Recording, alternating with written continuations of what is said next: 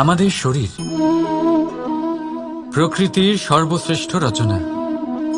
যে অঙ্গ প্রত্যঙ্গ আমরা লাভ করেছি প্রত্যেকটির মধ্যে একটি নিজস্ব বার্তা রয়েছে।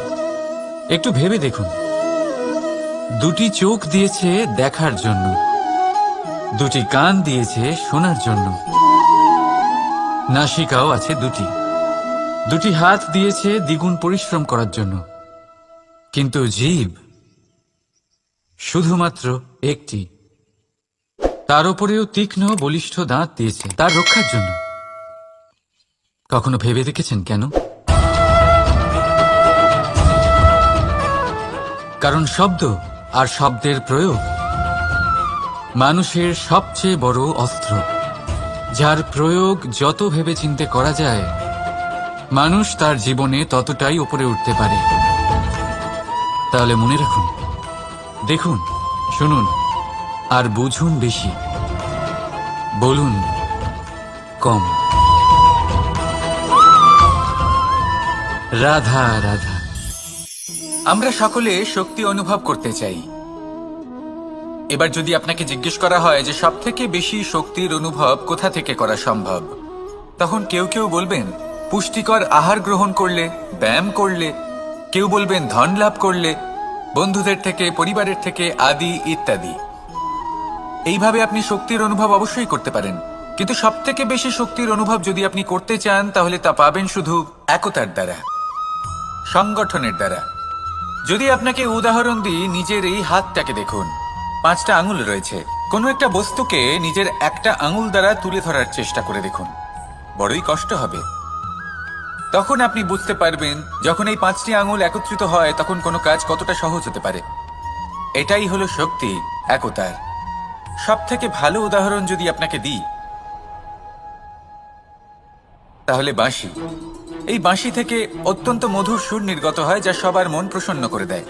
এই কথা সত্যি, কিন্তু এই বাঁশি আমি একটা বা দুটো আঙুল দিয়ে বাজাতে পারবো না। আমাকে প্রত্যেকটা আঙুল ব্যবহার করতেই হবে, তবেই এর থেকে মধুর সুর নির্গত হবে যা সকলকে প্রসন্ন করবে, ঠিক কিনা? ঠিক এইভাবেই যদি আপনি চান যে আপনার জীবনরূপী বাঁশি থেকেও মধুর সুর নির্গত হোক বা সবার মনকে প্রসন্ন করে তুলুক, তাহলে আপনাকেও জীবনে একতা নিয়ে আসতেই হবে। আপনি একাও কর্ম করতে পারেন, পথ চলতেও পারেন, সামনেও এগোতে পারেন, সাফল্যও লাভ করতে পারেন। কিন্তু যখন সকলে একসাথে এগোবেন, সেই পথে চলবেন, সেই কর্মই করবেন, তখন লক্ষ্যে অবশ্যই পৌঁছবেন, সাফল্য অবশ্যই লাভ করবেন। কিন্তু সেই সাফল্য এবং তার আনন্দর সংমিশ্রণটাই একটু অন্যরকম হবে। তাই জীবনে ঐক্যবদ্ধ হন, একসাথে মিলে এগোতে থাকুন, আর আমার সাথে ভালোবেসে বলুন রাধা রাধা। মানুষ ভাবেন যে ধন অর্জন করা হলো অত্যন্ত গুরুত্বপূর্ণ। তিনি আজীবন ধন অর্জন করতে থাকেন, ধন অর্জন করার চেষ্টা করতে থাকেন। সে যাই হয়ে যাক না কেন, পরিশ্রম করতে থাকেন। স্বাস্থ্যের দিকে নজর দেন না, না উচিত সময় খাবার খান, না উচিত সময় ঘুমোতে যান, না পর্যাপ্ত সময় পর্যন্ত ঘুমন, কিছুই না। ধন অর্জন করতেই থাকেন, করতেই থাকেন। আর কিছু সময় পরে যখন তিনি অসংখ্য ধন লাভ করে ফেলেন, তখন তার সাথে ওনার শরীরে অনেক রোগ বাসা বাঁধে। এইসব রোগের উপচার করতে করতে সেই সমস্ত ধন যা উনি অর্জন করেছেন তা তিনি ব্যয় করে ফেলেন। শেষ পর্যন্ত কি হয়? আমরা যেভাবে এসেছি ঠিক সেইভাবেই ফিরে যাই, ধন এখানেই থেকে যায়। দেখুন, একটা অত্যন্ত গুরুত্বপূর্ণ কথা রয়েছে যে আপনার বোঝা উচিত। এই যে ধন, তার ব্যবহার করুন জীবনকে আরো ভালো করে তোলার জন্য। ধনের সদ্ব্যবহার করা উচিত, এমন যেন না হয় এই ধন আপনাকে ভোগ করে ফেলে। এই জীবনকে নিশ্চিত রূপে আরো শ্রেষ্ঠ করে তুলুন। কিন্তু এই ধন অর্জন করার এই প্রক্রিয়াতে নিজের সারা জীবনকে নষ্ট করে ফেলবেন না। এই জীবন উপভোগ করতে শিখুন, আর আমার সাথে ভালোবেসে বলুন রাধা রাধা। কথায় আছে, অন্ধকারে প্রদীপ প্রজ্বলিত করলে চতুর্দিক আলোকিত হয়। কিন্তু যদি এই প্রদীপ আমি সূর্যের আলোর সম্মুখে সকালবেলায় প্রজ্বলিত করে রেখে দিই, তাহলে কি হবে? আপনি বলবেন যে এটা করে তো কোনো লাভই হলো না। সূর্যের প্রকাশের সামনে এই প্রদীপ আসলে কিছুই নয়। এবার এই চিন্তা ভাবনা প্রত্যেক দিন করতে হবে, আর একটা অমূল্য শিক্ষা পেতে হবে। মনে করুন যে আপনি মহাপুরুষের সামনে বসে আছেন, কোনো মহাজ্ঞানীর সামনে, তাহলে সেই ব্যক্তির সামনে নিজের জ্ঞানের প্রদীপ প্রজ্বলিত করবেন না। নীরব থাকুন আর সেই ব্যক্তির সূর্যের প্রকাশের মতো জ্ঞান প্রাপ্ত করুন। যতটা পারবেন জ্ঞান লাভ করুন। যদি এমন কোনো সময় এমন কোনো স্থানে আপনি আছেন যেখানে চতুর্দিক অন্ধকার, কারোর কাছেই জ্ঞান নেই, সেখানে নিজের জ্ঞানের প্রদীপ প্রজ্বলিত করুন। এমন করলে দুদিক থেকেই আপনার লাভ হবে। আপনার জ্ঞান প্রাপ্তিও হবে আর জ্ঞানের সঠিক প্রয়োগও করতে পারবেন। আর এই মন প্রসন্ন হয়ে বলবে, রাধা রাধা। মানুষের মধ্যে একটা বিচিত্র প্রবৃত্তি থাকে, অন্য সকলের বিষয়ে, তাদের জীবনের বিষয়ে, তাদের ব্যক্তিত্বের বিষয়ে, তাদের ভবিষ্যতের বিষয়ে অনুমান করা। এটা হলো অনুচিত। কারোর অতীতকালকে দেখে লোকে ভবিষ্যৎ বলে দিতে পারেন, বর্তমানকে দেখে ভবিষ্যতের বিষয়ে অনুমান করে ফেলেন। উদাহরণ দিতে হলে বলবো, কোনো দাসকে দেখুন, ওকে দেখে লোকে বলে যে ওর ভবিষ্যৎ সেটাই হতে পারে, অনুমান করে ফেলেন। আর এই রাজাকে দেখুন, উনি তো কত সুখী হবেন, উনি তো জগতের সব থেকে অধিক সুখী মানুষ, কত সুখ সুবিধা আছে ওনার কাছে, ধারণা করে ফেলেন। তবে সত্য তো এটাই যে কারোর ব্যক্তিত্বের বিষয়ে, তাদের ভবিষ্যতের বিষয়ে আপনি পূর্ণ সত্য কখনোই বলতে পারবেন না, শুধু অনুমান করতে পারবেন। আর এই অনুমান করে সত্যি কোনো লাভ হয় না, কারণ এই কাল সেটা হলো অত্যন্ত শক্তিশালী। কালো থেকে কালোতর কয়লাকেও হিরেতে পরিণত করতে পারে, অনেক বড় বড় রাজাকেও বিদূষক বানিয়ে ফেলতে পারে এক মুহূর্তেই। তাহলে আপনি অনুমান করে কি লাভ? কি পেলেন অনুমান করে? সেই জন্য কারোর বিষয়ে কোনো অনুমান করবেন না, তার ভবিষ্যতের বিষয়ে অনুমান করতে যাবেন না, কারোর বিষয়ে কোনো ধারণা করে নেবেন না। কিছু করতে হলে ভালোবাসুন, সবার মধ্যে ভালোবাসা ছড়ান, সবার মধ্যে ধন্যাত্মক ভাব ছড়ান। এই মন প্রসন্ন হয়ে বলবে, রাধা রাধা। কেউ বলে জীবন খুব ক্ষণস্থায়ী, কেউ বলে জীবন হলো একটা সুন্দর স্বপ্নের মতো, আবার কেউ বলবে জীবন হলো এক কঠোর সত্য। কিন্তু জীবন আসলে কি? জীবন হলো আপনারই প্রতিবিম্ব, একটা দর্পণ। অর্থাৎ আপনি জীবনকে সেইভাবেই পাবেন যেরকম আপনি নিজেকে প্রতিপন্ন করবেন। যদি আপনি দর্পণের দিকে তাকিয়ে হাসেন, তাহলে আপনি সামনে হাসি মুখী দেখতে পাবেন। এবার যদি আপনি গম্ভীর হয়ে থাকেন, তাহলে আপনি একজন রুষ্ট ব্যক্তি দেখতে পাবেন। শেষে সব থেকে বেশি গুরুত্বপূর্ণ হলো আপনার চেষ্টা। আপনাকে সবসময় চেষ্টা করতে হবে যাতে আপনি নিজেকে প্রসন্ন এবং ইতিবাচক মনোভাবে রাখেন। এটা হলো আপনারই উত্তরদায়িত্ব, তাকে পালন করুন। এই মনকে প্রসন্ন রাখুন, এই সংসারকে সুন্দর বলে মনে হবে। আর এই মন প্রসন্ন হয়ে বলবে, রাধা রাধা। মানুষের একটি সমস্যা আছে যে মানুষ সাফল্যকে মাপতে থাকেন, লক্ষ্যপ্রাপ্তিকে মাপতে থাকেন এবং তার তুলনা করতে থাকেন যে ও এত কিছু পেল আর আমি পেলাম না, ওর কাছে এত কিছু আছে কিন্তু আমার কাছে নেই। এই তুলনা করার জন্য ওনারা দুঃখী হয়ে পড়েন, নিরাশ হয়ে পড়েন। তাই আমি একটা প্রশ্ন করছি যে এটা কি উচিত? এই সংসারে আপনি কি নিয়ে তুলনা করবেন, যেখানে সূর্যদেব চন্দ্রমা দুজনেই আছেন, দুজনেই হলেন বিশেষ, দুজনেই নিজ নিজ সময়ে উদিত হন। এদের মধ্যে একজন না থাকলে তাহলে আমাদের জীবন কঠিন হয়ে পড়বে। ঠিক সেইভাবেই আপনি যদি একটা বড় রেখা অঙ্কন করেন, তাহলে অন্য রেখাটি ছোট হয়ে পড়ে না, সে তেমনই থাকে যেমনটা সে ছিল। আপনার অস্তিত্ব কখনো ছোট বা বড় হতে পারে না, শুধু তুলনা করার জন্য আপনার এটা মনে হতে পারে। যদি আপনি যুদ্ধ করতে চান, আপনার তলোয়ারের প্রয়োজন পড়বে। যদি বস্ত্র তৈরি করতে চান, এত বড় তলোয়ার দিয়ে কিছুই হবে না, তখন প্রয়োজন পড়বে একটা ছোট্ট সূচের। তাই তুলনা করবেন না, না নিজেকে ছোট মনে করবেন, না অন্য কাউকে। সবার সাথে সহযোগিতা করুন, আর যদি তুলনা করতেই হয় নিজের সাথে করুন, যে কাল আমি কেমন ব্যক্তি ছিলাম, আজ কি তার থেকে শ্রেষ্ঠ হয়ে উঠতে পেরেছি। ভেবে দেখুন ভবিষ্যতে গিয়ে আপনি কতটা শ্রেষ্ঠ ব্যক্তি হতে পারেন। আসুন আমার সাথে ভালোবেসে বলুন, রাধা রাধা। এই সংসারের সব থেকে গুরুত্বপূর্ণ তত্ত্ব কোনটা? প্রথম হলো সময়। জন্ম থেকে মৃত্যু পর্যন্ত এই যে সময়, এটাই তো হলো জীবন। দ্বিতীয় হলো জীবন, যাতে আমরা সময়ের সদ্ব্যবহার করি, শ্রেষ্ঠ থেকে শ্রেষ্ঠতর কাজ করার চেষ্টা করি, বহু বছরের এই পরম্পরা, এই সংস্কৃতিকে এগিয়ে নিয়ে যাওয়ার চেষ্টা করি, এই সংসারে আমরা অংশগ্রহণ করতে চেষ্টা করি। তৃতীয় হলো ধন। সেই ধন যা প্রত্যেক ব্যক্তি অর্জন করতে চেষ্টা করেন। এবার এই তিনটি তত্ত্বের মধ্যে একটা সামঞ্জস্য আছে, সমান ব্যাপার আছে।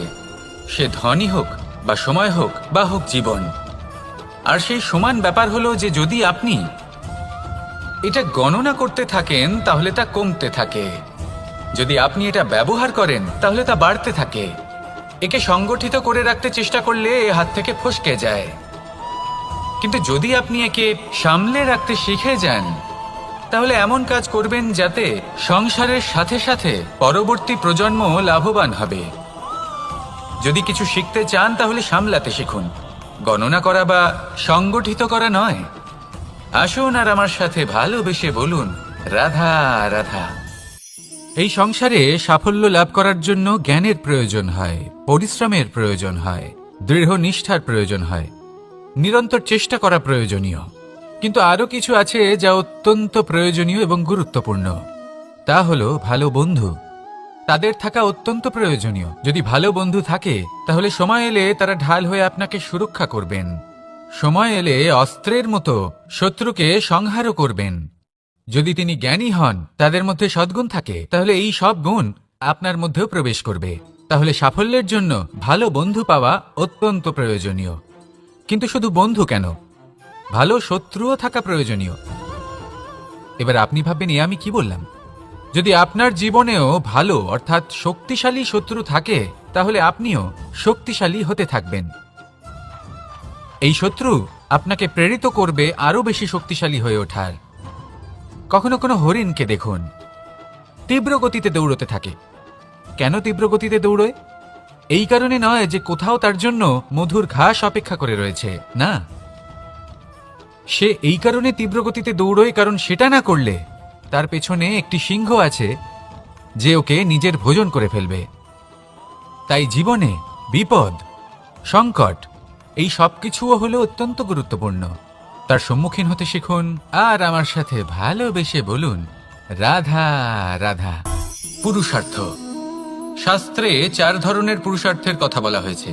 প্রথম হলো ধর্ম। আপনি কি জানেন এই ধর্ম আসলে কি? আপনার কি মনে হয় ধর্ম আসলে কি? কোনো বিশেষ ঈশ্বরকে মানাই কি ধর্ম বলা হয়?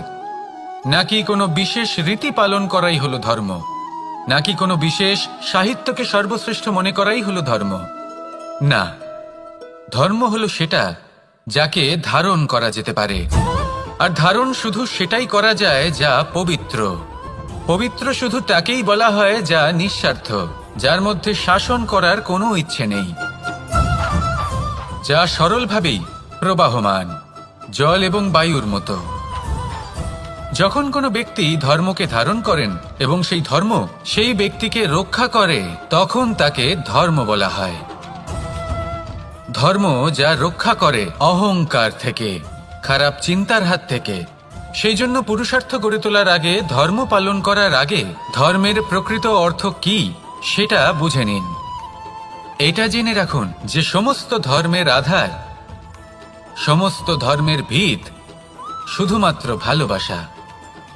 আসুন আর এই ভালোবাসার সাথেই বলুন, রাধা রাধা। কখনো কোনো বাগানের কোনো বৃক্ষকে দেখেছেন যেখানে সুগন্ধি ফুল থাকে, রসালো ফল থাকে? তখন মন প্রফুল্ল হয়ে ওঠে, মন থেকে সেই বৃক্ষের প্রতি ভালোবাসা জন্মায়।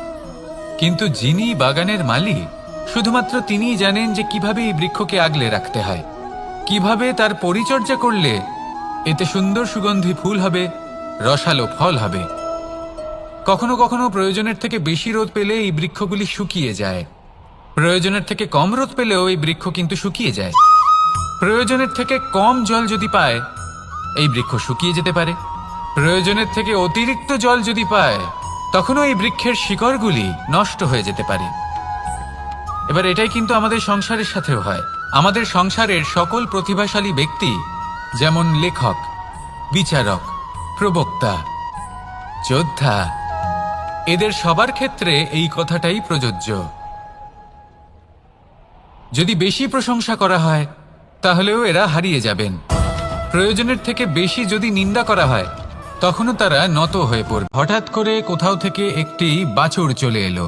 এই 2 বোন ভয়ভীত হয়ে গেলেন আর তাদের হাত থেকে সেই আটা পড়ে গেল, মাটিতে মিশে গেল। এবার এই পুরো ঘটনাক্রমে যদি কারোর বিন্দুমাত্র লাভ হয়ে থাকে, বিন্দুমাত্র আনন্দ পেয়ে থাকে, তাহলে সে কে? সেই ছোট বোন, যিনি মাঝে মাঝেই গমের দানা তুলছিলেন এবং খাচ্ছিলেন। কিছুটা হলেও উনি আনন্দ লাভ করেছিলেন। এবার এরকমই হলো আমাদের জীবনে ভক্তি এবং ভালোবাসা সংক্রান্ত বিষয়। মানুষ নিজের জীবনের দৈনিক কাজে এতটাই ব্যস্ত হয়ে পড়েন, প্রত্যেকদিন শুধু কাজ কাজ কাজ কাজ করতে থাকেন, আর তাতে ভক্তি এবং ভালোবাসার জন্য সময় বার করতেই পারেন না।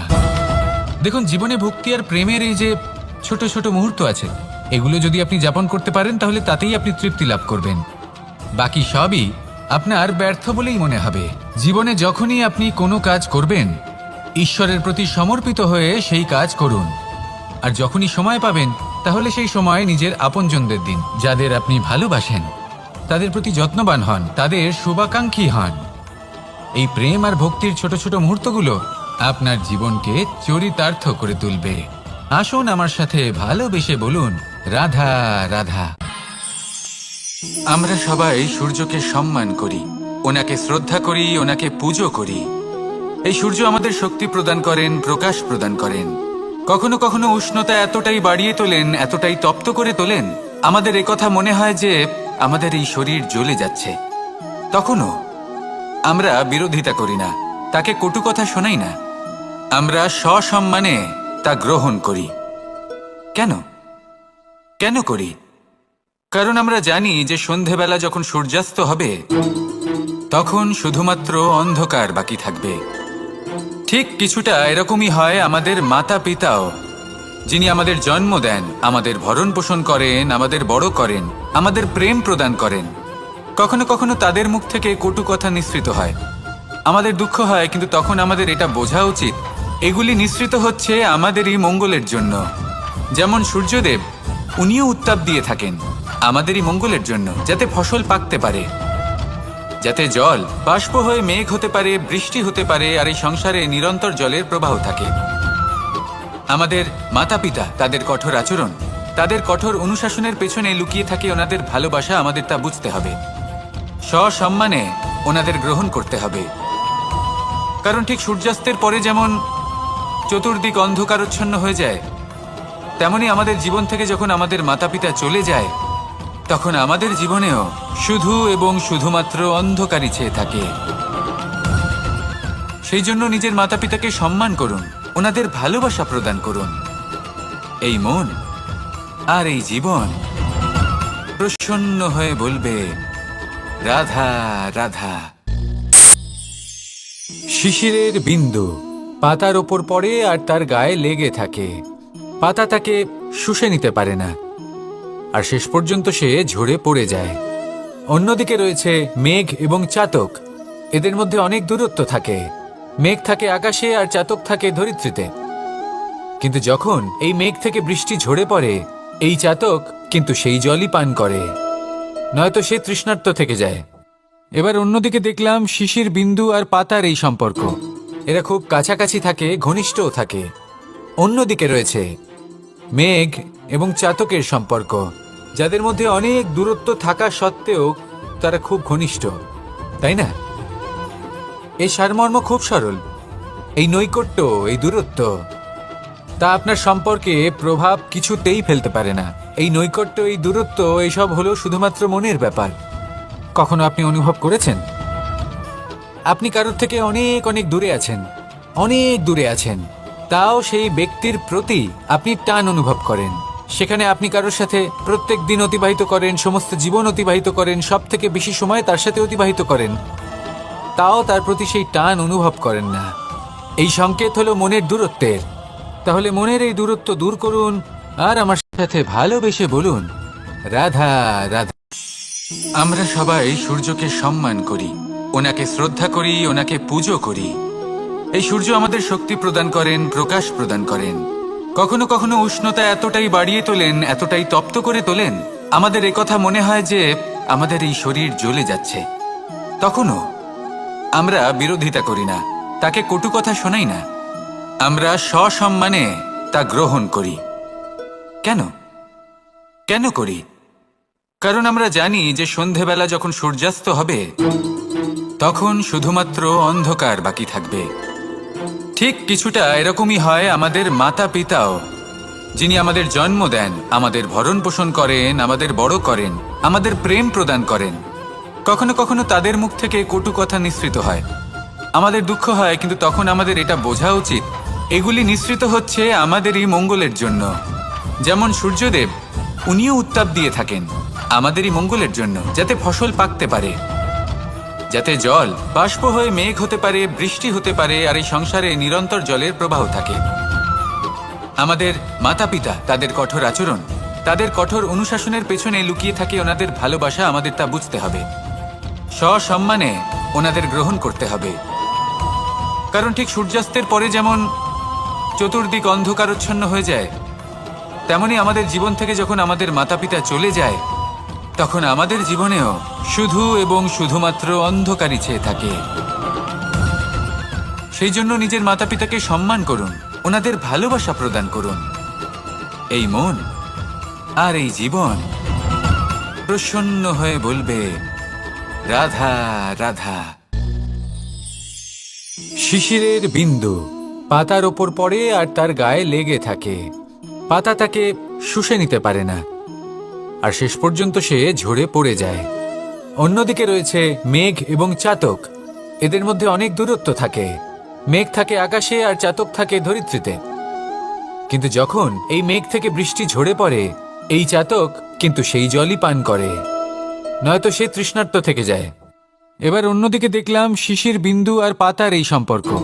এরা খুব কাছাকাছি থাকে, ঘনিষ্ঠও থাকে। অন্যদিকে রয়েছে মেঘ এবং চাতকের সম্পর্ক, যাদের মধ্যে অনেক দূরত্ব থাকা সত্ত্বেও তারা খুব ঘনিষ্ঠ, তাই না? এই সারমর্ম খুব সরল। এই নৈকট্য, এই দূরত্ব, তা আপনার সম্পর্কে প্রভাব কিছুতেই ফেলতে পারে না। এই নৈকট্য, এই দূরত্ব, এইসব হলো শুধুমাত্র মনের ব্যাপার। কখনো আপনি অনুভব করেছেন আপনি কারোর থেকে অনেক অনেক দূরে আছেন, অনেক দূরে আছেন, তাও সেই ব্যক্তির প্রতি আপনি টান অনুভব করেন। সেখানে আপনি কারোর সাথে প্রত্যেক দিন অতিবাহিত করেন, সমস্ত জীবন অতিবাহিত করেন, সব থেকে বেশি সময় তার সাথে অতিবাহিত করেন, তাও তার প্রতি সেই টান অনুভব করেন না। এই সংকেত হলো মনের দূরত্বের। তাহলে মনের এই দূরত্ব দূর করুন আর আমার সাথে ভালোবেসে বলুন, রাধা রাধা। কোনো কারণবশত কারোর সামনে নত হওয়া। 2, কোনো কারণে নিজের চরিত্র থেকে, নিজের মূল্যবোধ থেকে বিচ্যুত হওয়া। এবার কেন হয় এরকম যে কথায় কথায় কারোর সামনে নত হতে হয়? কেন বারংবার নিজের চরিত্র থেকে চ্যুত হতে হয়? এরকম কেন হয়? এটা তখনই হয় যখন আমাদের শিক্ষা এবং মূল্যবোধের অভাব থাকে। যদি মানুষের মধ্যে প্রকৃত শিক্ষা থাকে, তাহলে এই সংসারে কোনো সময় এবং কারোর সামনেই নত হওয়ার কোনো প্রয়োজন নেই। যদি মানুষের মধ্যে মূল্যবোধ থাকে, তাহলে তাকে নিজের মূল্যবোধ বা চরিত্র থেকে বিচ্যুত হতে হয় না, তা সে যাই হয়ে যাক না কেন। কোনো বালককে যদি জন্ম থেকেই সুশিক্ষার অধিকারী করা হয়, শিক্ষিত করা হয়, মূল্যবোধের অধিকারী করা হয়, তবে সে এই সংসারে এমন কর্ম করবে যাতে সে নিজেকে, নিজের পরিবারকে, সমগ্র সমাজকে গর্বিত করতে পারে। শিক্ষা লাভ করুন, মূল্যবোধ লাভ করুন, এবং আমার সাথে ভালোবেসে বলুন, রাধা রাধা। এই সংসারে কোনো বস্তু হোক বা ব্যক্তি হোক, তার একার গুরুত্ব কিন্তু খুব বেশি নয়। একটা উদাহরণ হিসেবে বৃষ্টির ফোঁটাকে ভেবে দেখুন। যদি একটি বৃষ্টির ফোঁটা হয় তাহলে তার খুব বেশি গুরুত্ব থাকে না, কিন্তু যখন সহস্র বৃষ্টির ফোঁটা মেঘের মধ্যে দিয়ে ঝরে পড়ে, তখন সেটা বর্ষার রূপ ধারণ করে। সেই বর্ষা যা এই প্রকৃতিকে শান্ত করে। সেইভাবেই পাথরের ছোট টুকরো, তার খুব বেশি গুরুত্ব থাকে না, কিন্তু যখন অসংখ্য পাথরের টুকরো একত্রিত হয় তখন তা পর্বতের আকার ধারণ করে। সেইভাবেই কিছু মানুষ যখন একত্রিত হন তখন তৈরি হয় পরিবার, কিছু পরিবার যখন একত্রিত হয় তখন তৈরি হয় সমাজ, যখন অনেক সংখ্যক সমাজ একত্রিত হয় তখন তৈরি হয় রাজ্য। এবার এই রাজ্যের সব থেকে গুরুত্বপূর্ণ ব্যক্তি হতে পারেন রাজা, কিন্তু তাও সেই রাজা একা কিছু করতে পারেন না। যুদ্ধ লড়ার সময় তারও নিজের সৈন্যদলকে প্রয়োজন পড়ে। কিন্তু এই সংসারে এমন একজন ব্যক্তি আছেন যিনি একাই সব কাজ করতে থাকেন, এবং সেই ব্যক্তি হলেন মা। আমাদের জীবনে একজন পিতার ভূমিকা কিন্তু নিঃসন্দেহে অমূল্য, কিন্তু আমাদের সকলের জীবনে যে ভূমিকা একজন মায়ের তা অন্য কারোর থাকে না। একজন মা একাই সন্তানকে বড় করতে পারেন, সংস্কারী করে তুলতে পারেন, তার জন্য পরিশ্রম করেন।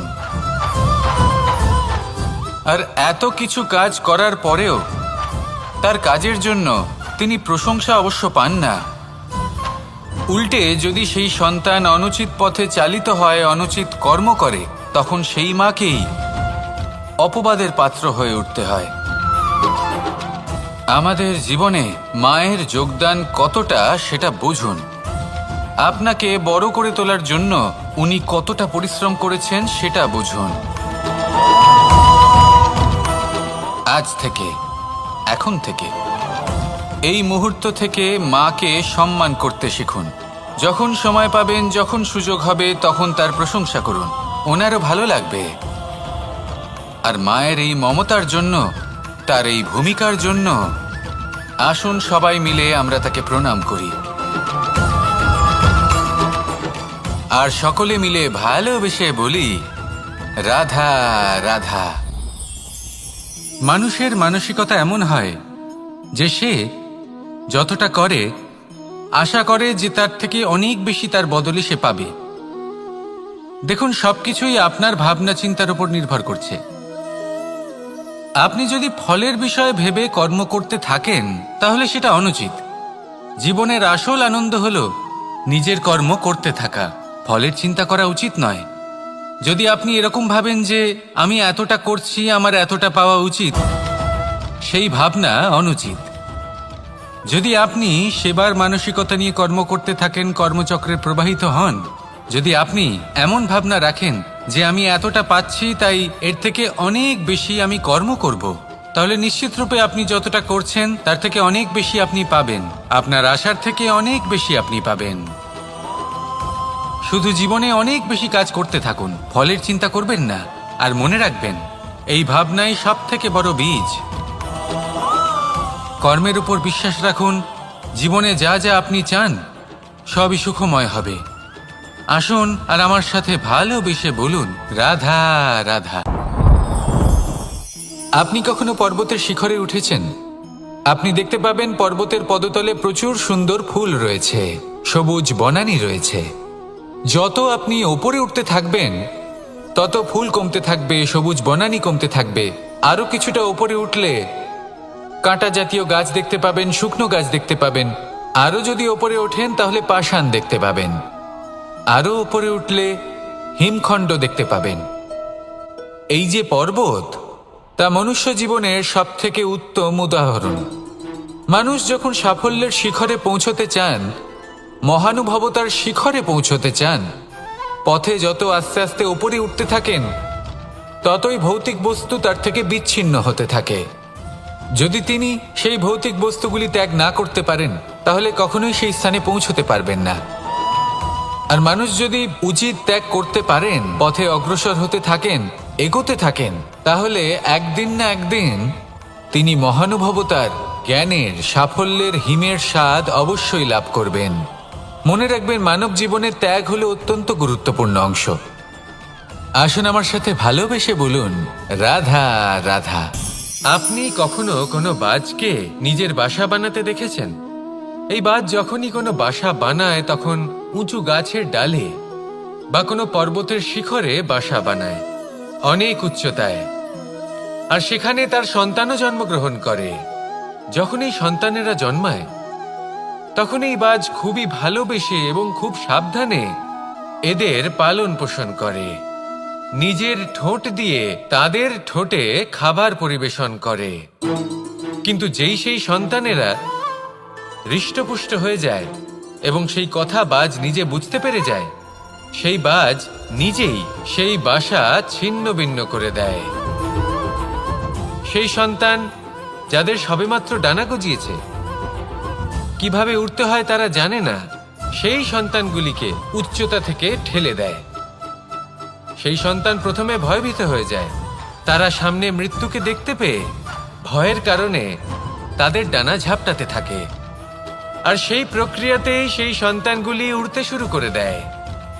এবার এই ঘটনায় আমরা কি শিক্ষা পেতে পারি? এটাই, যদি আপনি মাতা পিতা হন তাহলে নিজের সন্তানকে অবশ্যই স্নেহ করুন, কিন্তু তাদেরকে নিজের আঁচলের তলায় বেঁধে রাখবেন না। যদি আপনি চান আপনার সন্তান জীবনে উন্নতি করুক, তাহলে নিজের মুঠো থেকে তাদের স্বতন্ত্র করে দিন। এই সংসারে সংঘর্ষ করতে দিন। সেই সন্তান নিজেই বুঝতে পারবে যে জন্মের সময় পাওয়া ডানা কি করে ব্যবহার করতে হয়। আর আপনার চোখের সামনে আপনার সন্তান এই আকাশে উড়তে থাকবে। তাহলে আসুন আমার সাথে ভালোবেসে বলুন, রাধা রাধা।